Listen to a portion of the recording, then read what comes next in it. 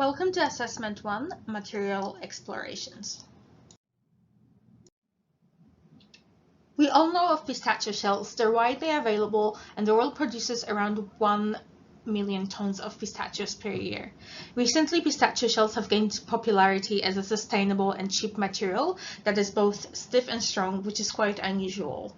They're non-toxic, but they are prone to some fungal pathogens.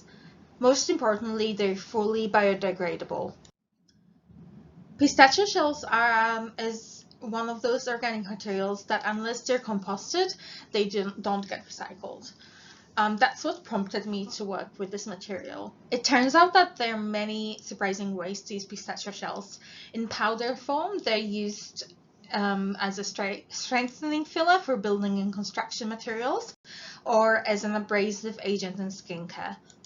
As pistachio shells slowly biodegrade and release activated carbon over a long time, they're also considered one of the potential replacements for charcoal as a water purifier.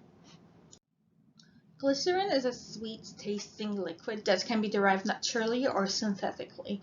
It can be obtained when creating soap or as a byproduct of biodiesel. Synthetic production, which has become more popular in the last century, is achieved through propellant synthesis. It's generally non-toxic, but glycerin can be harmful if consumed in large quantities. Glycerin is actually one of the most versatile materials in today's world. It's used primarily in pharmaceutical goods and food industry, but it's also used in skincare, textiles, and printing, and many other industries. Some of the potential design outcomes can include decorative pieces, such as presented in the sketches below. This would involve manipulation of the shells as further demonstrated in my experiments, and use of supportive materials such as wire or thread. If the pistachio shells can be arranged in a more condensed manner, or stacked tightly, they could be used as more functional objects such as containers or covers. I also thought of possible outcomes that would involve gluing of the pistachio shells or the glycerin together with a natural adhesive, which would help with the structural integrity. Pistachio shells can also be incorporated as a key material in contemporary jewelry making. I've also explored how glycerin as a material can be used as primary element in jewelry, which was somewhat more challenging due to its liquid consistency.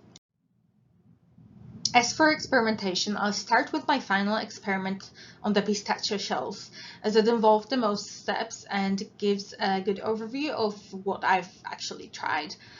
So here the shells have been soaked for about 12 hours, then reshaped with the use of a hammer, a sandwich press, and even a bag of books.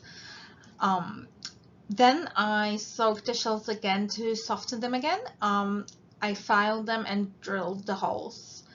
Overall, I found that keeping the shells moist throughout the process helped to soften them, made them stronger and less brittle, which was ideal for shaping, especially with the file and drilling, and it also made the material more elastic.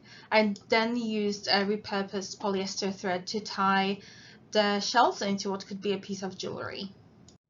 Although this experiment is similar to the one before, here I kept the shells split in the middle after smashing them with a hammer and reshaped while wet. So basically they create kind of like a heart shape, and instead of polyester thread I used an aluminium wire.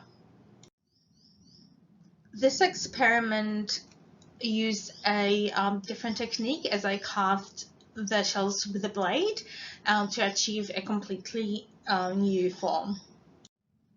Here I tried to stack the shells evenly and tightly to be able to create a material for a container or a cover. For the glycerin experiment, I first made the preparation out of glycerin, gelatin, and water, and then added different pigments and texturizers. Here I added sand and a lipstick pigment before setting the preparation. I also mixed glycerin with spirulina powder to change the color altogether, and sprinkled with sand and lipstick pigment, which actually gelled quite well. I also tried coating the glycerin with acrylic glaze, and the final product was nearly as solid as a rock. This experiment involved pouring the glycerin over a bamboo stick, just like a paddle pop, and then wrapped around with baking paper and plasticine. This allowed me to understand how glycerin mixture can be supported and textured.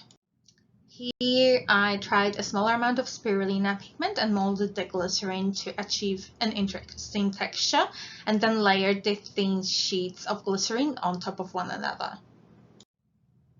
And for the last experiment, I tried to create a glycerin bangle that would sit on my hand without breaking. And here I had it on for about 20 seconds and it still maintained its shape.